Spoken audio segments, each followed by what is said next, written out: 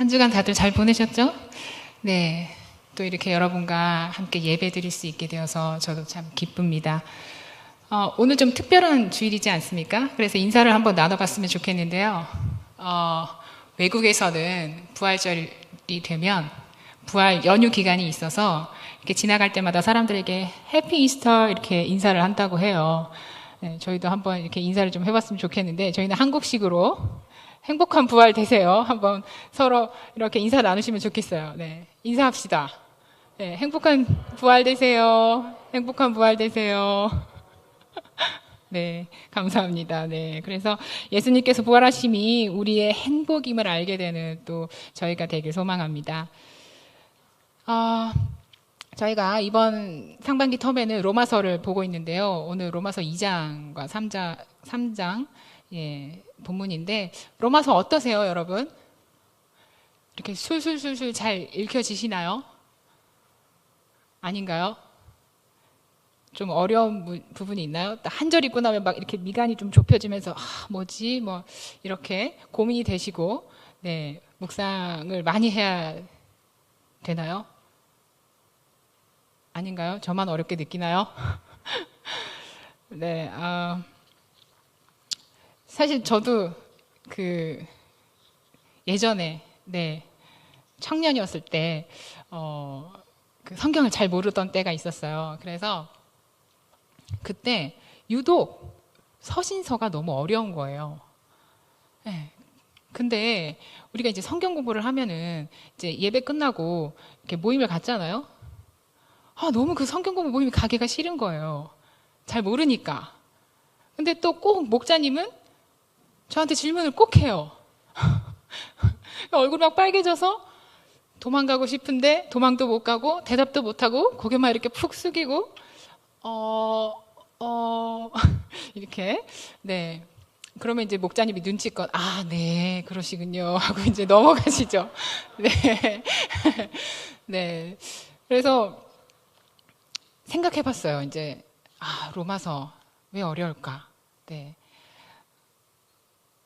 옛날에 제가 이제 제 과거사를 또 밝히자면 부끄러운 얘기지만 이런 어려운 성경 본문이 어렵고 말씀이 어려워서 말씀의 갈급함이 좀 있어서 외부로 성경 공부를 나갔던 적이 있습니다. 여러분 과거의 저의 실수지만 여러분은 절대로 외부에서 하시는 성경 공부를 나가시면 안 돼요. 아무리 말씀이 갈급해도 우리 교회 안에도 우리 청년부 안에도 알파도 있고 TTL 1, 2 그라운드까지 다 있으니까 꼭 교회 안에서 훈련을 받으시기 바랍니다. 네. 네. 그래서 좀 왜 어려울까 이렇게 좀 생각을 해보고 찾아봤어요. 근데 보니까 첫 번째는 뭐냐면 여러분 혹시 논문 써보신 적 있으신가요? 논문? 써보시진 않으셨지만 읽어보신 적은 있으시죠? 네. 이 로마서에 기록 양식이 있는데 여러분들이 알고 계시는 이 로마서의 기록 양식은 뭐죠? 저기서 대답이 들렸는 것 같은데 서신서죠, 서신서. 네. 편지의 형식을 띠고 있는데요. 그런데 사도 바울은 이 로마서를 서신서의 형식만 띈 게 아니라 바로 신학 논문의 성격을 강하게 띠고 있다는 겁니다. 네. 사도 바울이 그 당대 최고의 율법 학자였던 가말리엘의 제자였지 않습니까? 네, 그래서 아주 지식이 높은 사람이어서 그랬는지 모르지만 이 로마서는 굉장히 신학에 대해서 논리정연하고 변증적이고 교훈적으로 논문의 기법을 사용하여서 기록을 하여서 저희한테 좀 어렵게 느껴지는 것이 아닌가라는 생각을 해봤습니다. 네, 저희 잘못이 아닌 것 같아요. 그리고 또 한 가지는 복음서와 서신서의 관계적 측면에서 좀 생각을 해봤는데요. 복음서는 여러분이 다 알고 계시다시피 역사적인 예수 그리스도를 그 제자들의 눈에 비친 그분의 생애와 인격 그리고 그 사역에 대해서 예수님의 정기적이고 역사적인 관점을 기록한 것이죠. 그리고 또 복음서는 더불어서 그리스도가 인류의 구주이심을 선포하는 내용을 담고 있습니다. 그렇다면 서신서는 또 무엇일까요? 서신서는 이 복음서에 기록된 예수 그리스도의 말씀과 구원 사역을 통해서 이루어진 하나님의 구원 역사, 예수 그리스도를 통하여서 이루어지는 하나님의 구원 역사를 말하고 있는데요. 결국 서신서는 예수 그리스도의 말씀과 사역을 영적으로 해석하고 체계화시켜서 각 교회와 성도들 각자에게 구체적으로 적용할 수 있도록 내용을 담고 있다는 것입니다. 그렇다면 여러분, 복음서와 서신서의 이 동일한 주제가 보이시죠? 바로 예수 그리스도의 말씀과 사역이 동일한 주제가 되는 것입니다. 그렇다면 우리가 이 복음서의 말씀을 해석하고 체계화시킨 이 서신서를 이해하려면 무엇부터 알아야 되느냐? 복음서겠죠.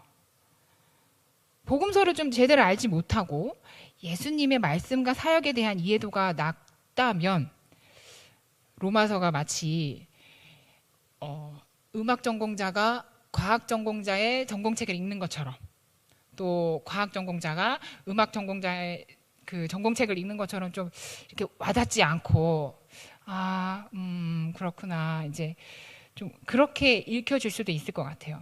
그래서 만약 이 자리에 로마서가 좀 어렵게 느껴지시고 이해가 잘 가시지 않는 분이 있다면 복음서를 좀 더 들여다보시고 이렇게 묵상해 보시면 좋을 것 같습니다. 오늘 본문은 율법을 가진 유대인들의 모순된 모습을 우리 사도 바울이 고발하고 있습니다. 그러면서 율법과 인간의 죄에 대한 연관성을 언급하고 있는데요. 이 율법이 갖는 의미를 여러분과 좀 이야기 나누고 생각해 보면 좋겠다라는 생각이 좀 들었습니다. 네. 그래서 이 율법에 대해서 살펴보고자 하는데요. 그런데 이 율법에 대해서 이야기를 나누기 전에 그것에 앞서서 바울이 무엇 때문에 이 로마서를 이 로마 교회에 이렇게 보냈는지 그 배경과 목적을 좀 먼저 살펴보았으면 좋겠습니다. 먼저 바울은 2장에서 하나님의 심판과 율법에 관해 설명할 때에 유대인과 이방인이라는 두 그룹을 나눠서 계속적으로 설명을 하고 있습니다. 예. 그렇다면 바울이 이 같은 형태로 이야기하는 유대인은 무엇이며 이방인은 누구일까요? 여러분, 다 비슷하게 의미를 알고 계시겠지만 한 번 더 짚고 넘어가자면 이방인이라 함은 본래 이스라엘 사람들이 다른 민족이나 국민들을 두고 부르는 말이지요. 그래서 유대인들이 하나님께 선택된 민족인 자신들의 순수성을 나타내기 위해서 다른 민족이나 국가의 국민인 사람들에게 사용하는 용어입니다. 그리고 여기 바울이 사용하고 있는 이제 유대인이란 말 또한 이방인이라는 말과 대립되는 개념으로 사용되긴 했는데요. 이것은 우리가 알고 있는 그런 그 순수 종교가 아니고 율법을 종교 원리로 삼는 사람들을 가리키고 있습니다. 물론 유대인이라는 그 민족적 특징이 내포되어 있기는 합니다만은 히브리인이나 이스라엘인이라는 단어와는 다른 개념을 갖고 있는 것이죠. 그래서 율법과 하나님의 개념, 이것이 함께 포함되어서 율법을 의지하고 자랑하고 종교적이면서도 자의식을 통해 그 이름을 명예스럽게 하는 그런 것을 이렇게 나타내는 사람들을 의미한다고 합니다. 그런데 이 유대인들의 선민 사상은 처음에는 이렇게 분류만 되었다가 점점 이방인들과의 차별성을 강조하게 되고 그들을 좀 더 멸시하는 이제 기풍이 생겨나게 되고 그러던 중에 이제 로마 교회가 성장을 하게 되면서 이제 사람들이 이방인도 더 늘어나고 하는 과정 가운데서 이런 문제가 이방인과 유대인 사이에 문제가 좀 생겨났던 것 같습니다. 그래서 로마서를 보면은 이 수신자가 로마 교회인데요. 특정한 누구 인물이나 교회가 아니라 그냥 일반적인 로마 전체에 있는 그 교회를 향하여 지금 편지 내용을 기록하고 있습니다. 우리가 알고 있는 그런 로마 교회는 이제 지금처럼 저희 이렇게 건물이 있는 것이 아니라 에클레시아라는 의미를 담고 있는 가정교회에서부터 시작이 되었어요. 그러나 사실은 확실한 이 로마 교회가 언제부터 누구에 의해서 시작되었는지 확실한 역사적 자료는 아직 발견되지 않고 있습니다. 그래서 몇 가지 가설들이 있기는 해요. 뭐 베드로가 세웠다, 뭐 바울이 세웠다라고 얘기를 하고 있는데 그런 것들은 사실 근거가 되는 뒷받침되는 근거가 없고요. 한 가지 추측되는 것은 뭐냐면 사도행전 2장에 보면 오순절 성령 강림 사건이 나오지 않습니까? 근데 거기 2장 10절에 보면은 그런 내용이 나옵니다. 로마로부터 온 나그네 곧 유대인과 유대교에 들어온 사람들이 그 자리에 있었다라는 기록이 있어요. 그래서 이것을 유추하여서 그 당시 오순절 성령 강림 사건을 경험한 유대인들이, 로마에 사는 유대인들이 베드로의 또 설교를 듣고 회심이 일어나서 자기들이 거주하는 로마로 돌아가서 이 교회 공동체를 시작하게 된 것이 아닐까, 이렇게 보는 그 가설이 제일 많습니다. 그래서 이 유대인들이 가정교회를 세웠고 이방인들, 로마에 있는 이방인들이, 회심한 이방인들이 로마 그 교회에 이렇게 유입이 되면서 생긴 문제들이 무엇이냐면, 기독교로 회심을 했지만 여전히 유대교의 관습이 남아 있었던 그 유대인들이 율법을 지키는 행위와 할례를 받는 것이 유대인들이 가진 특권이라는 그 관습과 생각이 여전히 남아 있었던 거예요. 그래서 그 함께 생활하는 그 이방인들에게 정죄되고 정죄하고 갈등이 빚어졌던 것입니다. 율법과 할례가 없었던 이방인들에게는 반대로 유대인들이 굉장히 정죄가 됐겠죠. 그러니까 서로가 유대인들 왜 저래? 이방인들은 우리와 달라. 쟤네는 율법도 안 지키고 할례도 받지 않은 자들이야. 이렇게 서로 입장 차이를 보이면서 문제가 생겼던 것이죠. 여러분, 이 상황에서 가장 이런 유대인들의 속내를 잘 알고 있었던 사람이 누굴까요? 물론 사도 바울은 이때까지, 로마서를 작성할 때까지 로마를 한 번도 방문한 적은 없습니다. 그런데 예루살렘에서 많은 보고를 통해서 알고 있었던 것 같아요. 사도 바울이 바로 이 유대인이었지 않습니까? 그죠? 회심하기 전에 누구보다도 그 기독교인들을 박해하고, 그죠? 거기 앞장서서 그들을 정죄하고 막 유대인 포스를 막 뿜뿜 내뿜으면서 그랬던 사람이 바울이지 않습니까? 그랬더니 이 유대인들의 이 관습과 이것이 잘못된 신앙이라는 걸 누구보다도 잘 알고 있었던 것입니다. 그래서 본 장에서는 바울은 어떤 얘기를 하고 있냐면요, 이방인들보다 우월하다고 믿는 유대인들을 향하여 너네가 이방인들보다 나을 것이 없다 라고 얘기를 하고 있고, 유대인이나 이방인이나 모두 하나님의 심판을 피할 수 없다라는 그 하나님의 공정성을 말하고 있습니다. 율법을 소유한 그룹인 유대인들은 그들이 율법을 소유함으로 하나님을 피할 수 있다고, 하나님의 심판을 피할 수 있다고 생각했고, 이방인들보다 자기들이 우월하다고 생각했지만, 바울은 이방인과 유대인의 동등성을 주장하면서 이방인이 유대인들처럼 율법을 가지고 있지 못했다 하더라도 하나님께서 이방인들에게 마음의 법, 곧 양심이라는 걸 주셨기 때문에 그들이 법 없는 자들이 아니라 이야기를 하고 이방인이나 유대인이나 모두 하나님의 심판을 받는다라고 말하는 것입니다. 양심은 여러분 뭐라고 생각하세요? 네. 뭐 우리 도덕성? 네. 네. 가볍게 생각하면 그렇게 생각할 수 있는데 이 양심도 어떻게 보면 하나님께서 저에게 주신 거잖아요. 네. 인간을 창조하시면서 이미 계획해 놓으시고 각 사람에게 부여해 주신 것이죠. 네.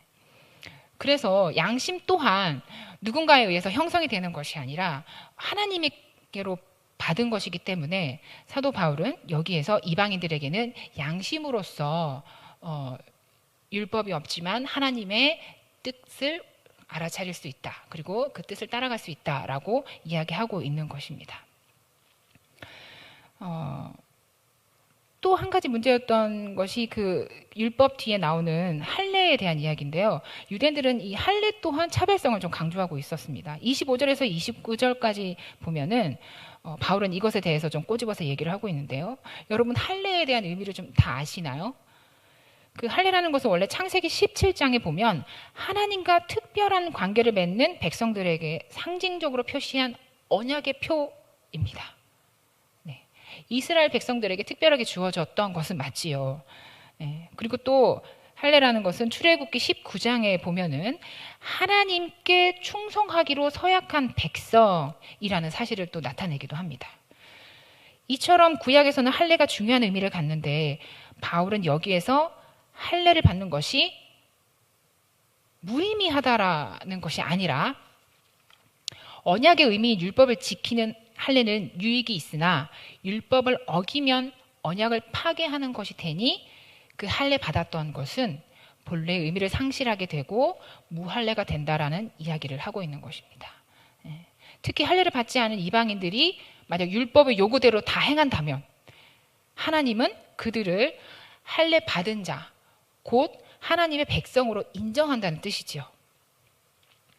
그리고 또 29절에서 언급되어진 마음의 할례 또한 하나님에게 중요한 것은 단순한 그 육체의 어떤 의식, 행위로서의 의식을 갖고 보완하는 것이 아니라 우리 마음 속에서 일어나고 있는 깊고 내적이고 은밀한 그 하나님과의 소통하는 그런 율법이 아닌 그런 성령의 사역을 사도 바울은 말하고 있는 것입니다. 자, 그렇다면 여러분 다시 돌아가서 율법이라는 것은 어떤 의미를 가지고 있을까요? 여러분은 율법에 대해서 얼마나 생각하고 계세요? 마태복음 5장에 보면 제가 읽어드리겠습니다. 내가 율법이나 선지자를 폐하러 온 줄로 생각하지 말라. 폐하러 온 것이 아니라 완전하게 하려 함이라. 진실로 너희에게 이르노니 천지가 없어지기 전에는 율법의 1.1획도 결코 없어지지 아니하고 다 이루리라 라고 말씀하고 계십니다. 예수님께서는 우리에게 율법이 필요하다는 말을 하고 계신 것이지요. 오늘 본문 17절에서 20절 함께 보시면은 그 율법에 대한 이야기를 쭉 하고 있는데요. 유대인이라 불리는 내가 율법을 의지하며 하나님을 자랑하며 율법의 교훈을 받아 하나님의 뜻을 알고 지극히 선한 것을 분간하며 맹인의 길을 인도하는 자요 어둠에 있는 자의 빛이요 율법에 있는 지식과 진리의 모본을 가진 자로서 어리석은 자의 교사요 어린아이 선생이라고 스스로 믿으니 라고 되어 있습니다. 사실 이 구절은 그 뒤에 나오는 유대인들의 어떤 모순된 행위 그런 그것들을 좀 이렇게 대조적으로 보여주기 위해서 하는 말인데요. 하지만 이 율법 자체로만을 해석해서 이 구절을 본다면은 율법이 나쁜 것이 없는 것이죠.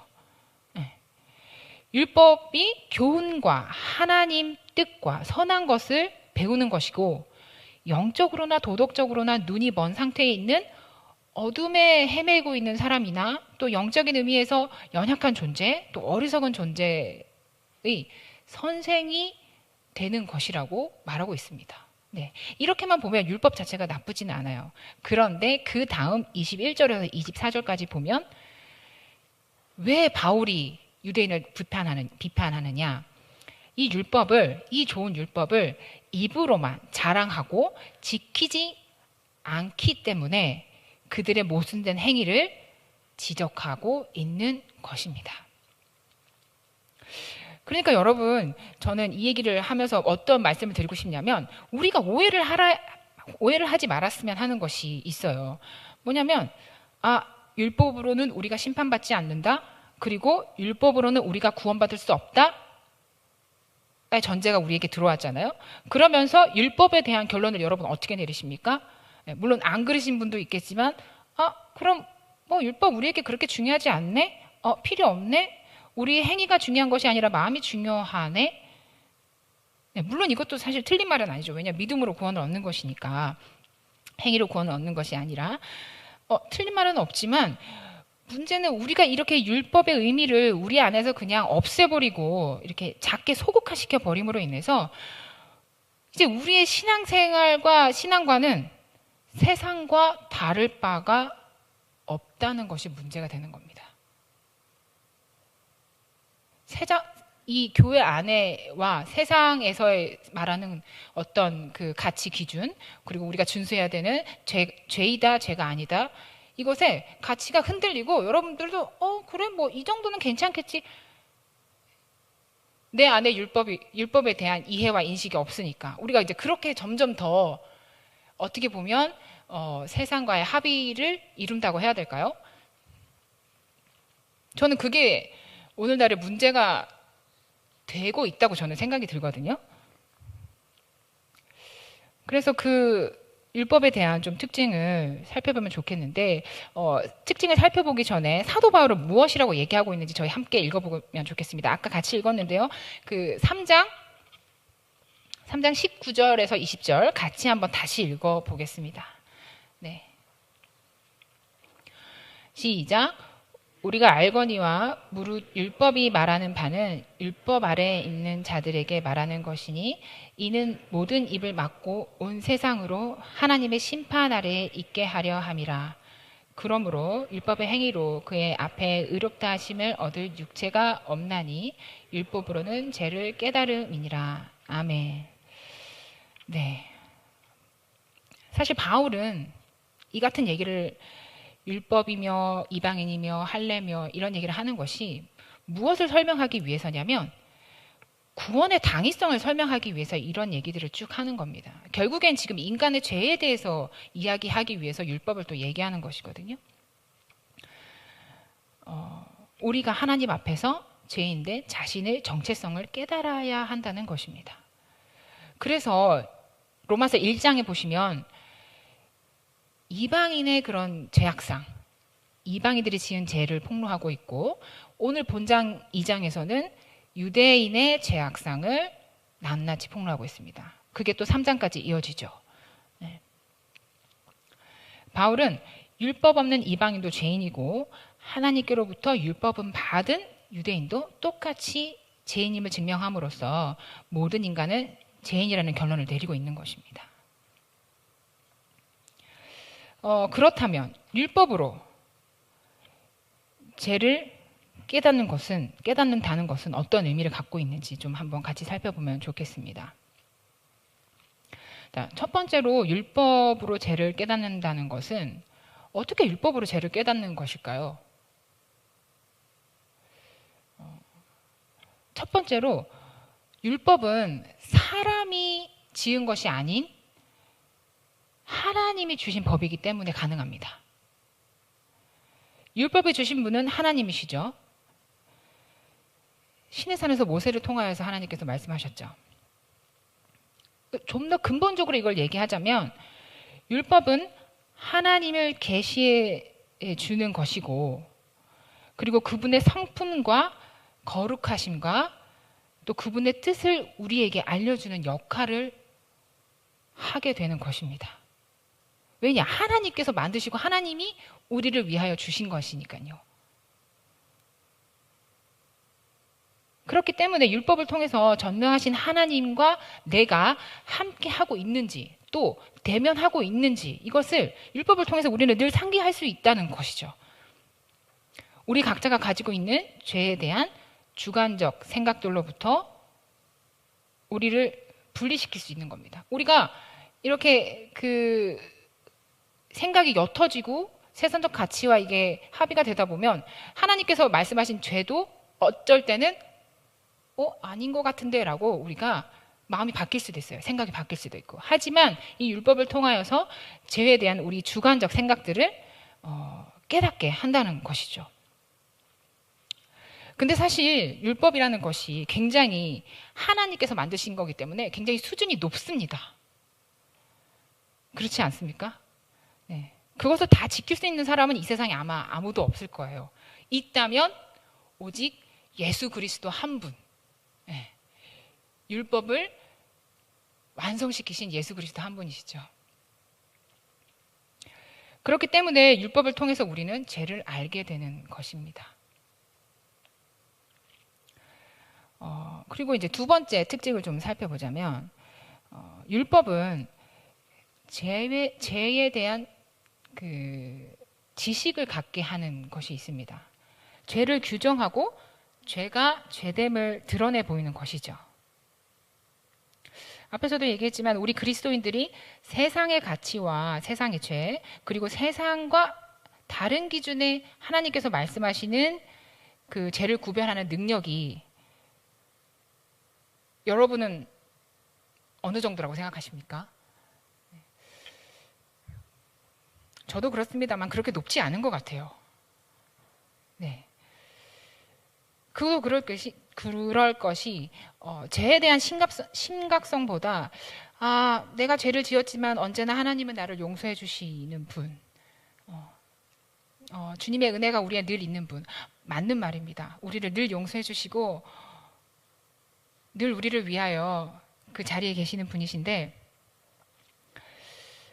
우리가 너무 이쪽으로만 치우치다 보면 우리가 얼마나 그 우리 내면에서 깊은 죄성을 가지고 있는지에 대한 인식이 사라져 버릴 수 있다라는 것이지요. 그래서 율법은 죄에 대한 지식을 갖게 되고 죄가 죄됨을 알게 하는 그런 특징을 가지고 있다는 것입니다. 네. 또 율법의 특징 중 하나는 우리가 율법을 온전히 지킬 수 없다는 것을 깨닫게 하고 우리를 그리스도인에게 인도하는 몽학 선생을 역할을 하고 있습니다. 아까도 말씀드렸듯이 다 지킬 수 없잖아요. 네. 우리가 지킬 수 없다라는 것은 결국 우리가 죄 아래 머문다는 것이거든요. 죄 가운데 있다는 것이거든요. 그렇다면 우리는 어디로 나아가야 되느냐? 우리를 구원해 주실 분은 오직 한 분, 예수 그리스도밖에 없다는 것이죠. 그래서 율법은 우리를 그리스도에게 인도하는 몽학 선생의 역할을 한다는 것입니다. 네. 현재 유대인들이 사용하고 있는 그 토라 있죠. 토라에는 600개가 넘는 율법이 기록되어 있다고 합니다. 거기에다가 랍비의 율법과 유대교 관습과 전통까지 모두 더해서 그것을 지키려고 하면 그야말로 율법주의에 빠져서 헤어날 수 없겠죠. 네, 여러분 오늘 성찬이 있어서 여기까지 하고 말씀을 맺겠습니다. 네, 시간이 다 된 관계로.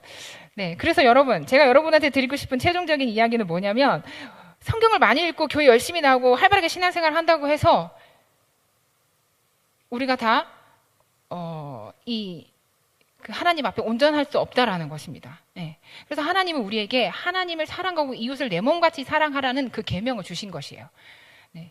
그래서 율법이 할 수 없는 것, 그것이 뭐냐면 우리를 그 죄에서 건져내어 구원할 수 없고 우리를 의롭게 할 수도 없다는 그것을 우리가 인식하고 그리스도 앞으로 우리가 나아가는 것입니다.